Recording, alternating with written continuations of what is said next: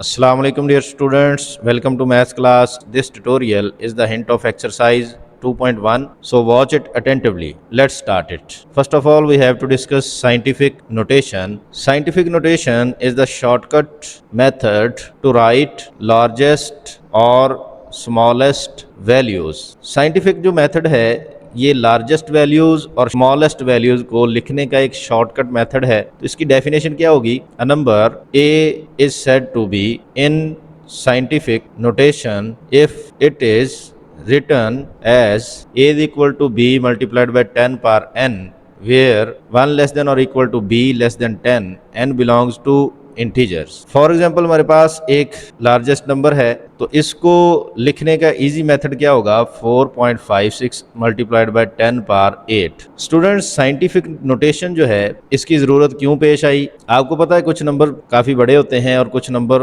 बहुत छोटे होते हैं। अब उनको लिखने के लिए काफ़ी टाइम भी लगता है, जैसे ये नंबर है, और उसमें ज़ीरोज़ कोई मिस भी हो सकते हैं और स्पेस भी काफ़ी चाहिए होती है। तो इन सभी कॉम्प्लिकेशन से बचने के लिए हमारे पास कौन सा मेथड है? Scientific notation. इसके बाद है एक बहुत छोटा नंबर 0.0000789। इसको अब साइंटिफिक नोटेशन में लिखेंगे कैसे? 7.89 मल्टीप्लाइड बाय 10 पावर -11। ये कैसे लिखे जाते हैं, इनको हम नेक्स्ट क्वेश्चन में अभी अंडरस्टैंड करते हैं। Question number 1, right the following in scientific notation. Part number 2 है 8642.7.5। इसको हमने साइंटिफिक नोटेशन में लिखना है। तो साइंटिफिक नोटेशन की कंडीशन क्या है कि यहाँ पे आपने ऐसा नंबर लिखना है जो 10 से छोटा हो। b जो है वो 10 से छोटा हो, 10 के इक्वल ना हो, और 1 हो सकता है या 1 से बड़े नंबर।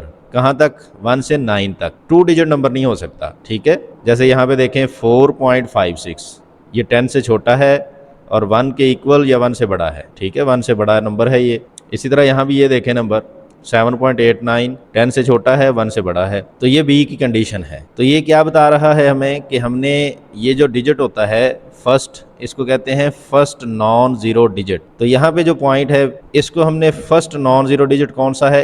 8, वहाँ तक कैरी करना है। तो सोल्यूशन लिखेंगे, ये उसका रेफरेंस पॉइंट होगा। रेफरेंस पॉइंट कौन सा होता है? फर्स्ट नॉन ज़ीरो डिजिट, कि जहाँ तक पॉइंट ने कैरी होना होता है। हमने इसको यहाँ तक क्यों कैरी किया, 6 के बाद क्यों नहीं किया? क्योंकि 86 जो है वो बी की कंडीशन को सेटिस्फाई नहीं कर रहा। बी 10 से बड़ा नहीं हो सकता। 86 यहाँ तक आप कैरी करेंगे तो फिर वो 10 से बड़ा हो जाएगा। 86 10 से बड़ा होता है। तो हमने रेफरेंस पॉइंट कौन सा होगा? जो फर्स्ट नॉन ज़ीरो डिजिट, उसके बाद जो पॉइंट आएगी, पोजीशन आएगी, उसको हम कहेंगे रेफरेंस पॉइंट। वहां तक हमने पॉइंट को कैरी करना है। अब क्या लिखेंगे? 8.64275 मल्टीप्लाइड बाय 10 पावर। 10 पावर अब कितनी बनेगी? कितने डिजिट्स कैरी किया? यहाँ से पॉइंट को हमने कितने डिजिट कैरी किया? रेफरेंस पॉइंट तक 4 डिजिट्स, तो वो 10 की पावर बनेगी 4। तो इस तरह हमने जो 1 से बड़े नंबर होते हैं उनको इस तरह साइंटिफिक नोटेशन में लिखते हैं। ये 1 से बड़ा नंबर था, ये 1 से छोटा नंबर है, बहुत छोटा नंबर है, उनको लिखने का मेथड थोड़ा डिफरेंट है, उसमें 10 की पावर नेगेटिव आती है। पार्ट नंबर 7 है 0.000975 जैसे ये 1 से छोटा नंबर है, इसको साइंटिफिक नोटेशन में कैसे लिखेंगे? इसका रेफरेंस पॉइंट क्या होगा? 9 के बाद ये इसका रेफरेंस पॉइंट होगा 753। अब पॉइंट को यहाँ तक हमने कैरी करना है, बाकी ज़ीरोज़ इग्नोर हो जाएंगे, उनको आपने इग्नोर कर देना है। तो 9.753 मल्टीप्लाइड बाय 10 पावर कितनी बनेगी? पॉइंट कहाँ से कहाँ तक कैरी हुआ? डेसिमल पॉइंट और रेफरेंस पॉइंट के दरमियान में नंबर ऑफ डिजिट्स कितने हैं? 5। तो इसकी पावर कितनी बनेगी? -5। लेफ्ट साइड से कैरी करेंगे तो माइनस पावर बनेगी, और राइट साइड से कैरी करेंगे पॉइंट को तो पावर पॉजिटिव होगी।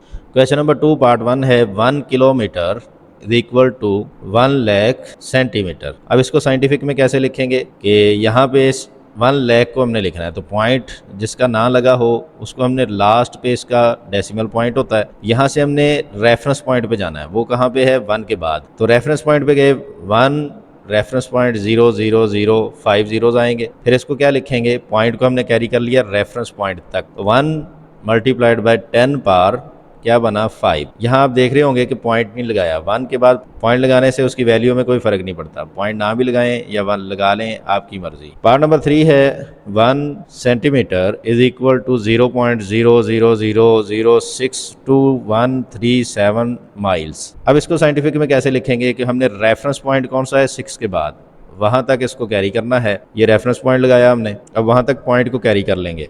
मल्टीप्लाई 10 पावर कितनी बनेगी, जितने उसके डिजिट्स हैं। डेसिमल पॉइंट और रेफरेंस पॉइंट के दरमियान में जितने डिजिट्स हैं उतनी उसकी पावर बनेगी, वो है -6 पावर बनेगी। कैसे? 1 2 3 4 5 एंड 6 डिजिट्स हैं तो उसकी पावर माइनस क्यों? हम 1 से छोटा नंबर है और लेफ्ट साइड से हम कैरी कर रहे हैं miles. Question number 3, find the value of n in each of the following. हमने यहाँ पे n की वैल्यू फाइंड करनी है और n की वैल्यू कैसे फाइंड होगी कि नंबर गिवन है 0.00075 is equal to 7.5 multiplied by 10 power n। अब इन दोनों को राइट साइड पे साइंटिफिक नोटेशन है, लेफ्ट साइड पे ऑर्डिनरी नोटेशन है, तो दोनों को साइंटिफिक नोटेशन में लिखना जरूरी है ताकि हम इक्वेट करके n की पावर निकाल सकें। तो ये ऑर्डिनरी नोटेशन है, इसको साइंटिफिक में जब लिखेंगे तो पॉइंट रेफरेंस पॉइंट तक कैरी होगा। ये रेफरेंस पॉइंट है इसका, यहाँ तक कैरी होगा तो 7.5 मल्टीप्लाई 10 पावर क्या बनेगी? -6। और right side already scientific notation में है। अब यहाँ पे देखें हमने n की वैल्यू निकालनी है तो इनको इक्वेट करेंगे by equating the exponents of 10 on both side. अब यहाँ पे देखें ये इक्वेशन इक्वल है, 7.5 के इक्वल है, 10 के इक्वल है, तो n किसके इक्वल होगा? -6। तो n की वैल्यू क्या आ गई? -6। Question number 4, simplify and write your answer in scientific notation। Part number 2 है 1.575 multiply 10 power -5 divided by 3.5 multiplied by 10 power 3। अब इनको डिवाइड कैसे करेंगे? इनको डिवाइड करने का बड़ा इजी मेथड है कि हम इनको डिवीजन की फॉर्म में लिखेंगे तो -5 लिख दिया। अब इसी तरह सेकंड वैल्यू को डिनोमिनेटर में लिखेंगे। अब इनको डिवाइड कैसे करना है? इन दोनों को हम डिवाइड करेंगे और इनकी पावर में क्वोशंट रूल अप्लाई होगा कि 10 पावर 3 जो है ऊपर जाके क्या होगी? माइनस होगी। अब जो फर्स्ट टू वैल्यूज को डिवाइड करेंगे 1.575 divided by 3.5 multiplied by 10 power -5 -3 power ऊपर जाके क्या हुआ? उसका साइन चेंज हुआ। अब इन दोनों को जब डिवाइड करते हैं तो आंसर क्या आता है? 4.5 मल्टीप्लाइड बाय 10 पावर -1 और 10 पावर -8 एज इट इज आ जाएगा। अब 4.5 एज इट इज, 10 पावर -1 और 10 पावर -8 बेसिस सेम है, पावर्स क्या होगी? Add, -1 -8। So 4.5 is multiplied by 10 power -9। तो ये इसका आंसर होगा। Question number 5, right the following in ordinary notation. Part number 1 है 2.34 मल्टीप्लाइड बाय 10 पावर 0। तो ये बड़ा सिंपल सा क्वेश्चन है। 2.34 as it is, 10 power 0, answer क्या होगा? 1। किसी भी नंबर, रियल नंबर की पावर 0 हो तो आंसर क्या होता है? 1। तो इसको 1 से मल्टीप्लाई किया तो वही सेम नंबर आ गया। पार्ट नंबर 3 है 7.678 मल्टीप्लाइड बाय 10 पावर -7। अब ऑर्डिनरी नोटेशन में लिखने का मेथड क्या है कि सबसे पहले हमने 10 की पावर को ख़त्म करना है, रिमूव करना है कि यहाँ 10 की पावर ना लिखी हो, ठीक है? तो ऑर्डिनरी नोटेशन नहीं होगी। अब इसको रिड्यूस करने के लिए क्या करेंगे हम? देखें 10 पावर -7 है, इसका मतलब डेसिमल पॉइंट जो लगा हुआ है उससे लेफ्ट साइड पे कितने जीरोज आएंगे? 7 जीरोज। तो हम रेफरेंस पॉइंट लिखेंगे, रेफरेंस पॉइंट 0.0007 को इंक्लूड करके कितने जीरोज बनेंगे? 6 जीरोज। एक 7 इंक्लूड हो गया। अगर 7 ना होता, यहाँ पे 0 होता तो फिर 7 जीरोज होने। 1 2 3 4 5 6 7। अब लेफ्ट साइड पे क्यों जीरोज लगाए? क्योंकि यहाँ पे है -7, तो माइनस का मतलब क्या होता है? लेफ्ट साइड पे जीरोज आएंगे। 7.678 multiplied by 10 power -7 as it is. अब पॉइंट ने कहाँ पे कैरी होना है? रेफरेंस पॉइंट तक, ठीक है? तो रेफरेंस पॉइंट तक इस पॉइंट को कैरी कर देंगे, यहाँ से पॉइंट रिमूव हो जाएगा।